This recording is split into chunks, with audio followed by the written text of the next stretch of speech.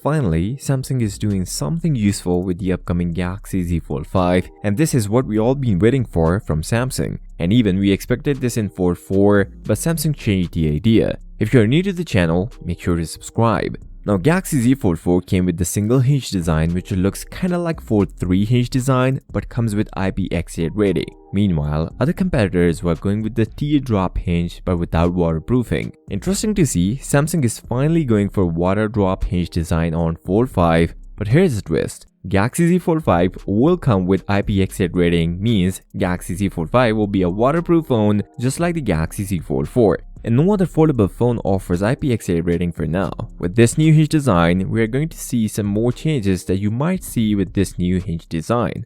Let me know in the comments, did you like the new hinge design on Galaxy Z Fold 5? With this new hinge design, Galaxy Z Fold 5 will be much thinner than Galaxy Z Fold 4, where Fold 5 will be flat folded, meaning there will be no gap when Fold 5 is folded.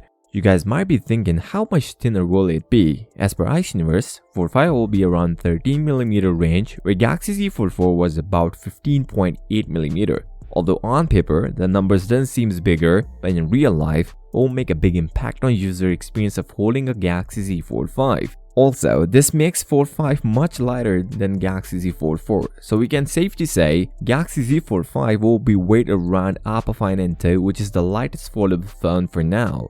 Getting this much thinner foldable phone will definitely have impact on the battery life of Galaxy Z Fold 5. The least we can expect is 4400 mAh battery just like the Galaxy Z Fold 4. But Samsung should go at least 5000 mAh battery on Galaxy Z Fold 5. Although with new processor, we will get better battery on the Galaxy Z Fold 5 compared to the Galaxy Z Fold 4, but it will not make a big impact on the Galaxy Z Fold 5 battery. The thing we were expecting from Fold 4 and now expecting from Fold 5 is not coming in the Galaxy Z Fold 5.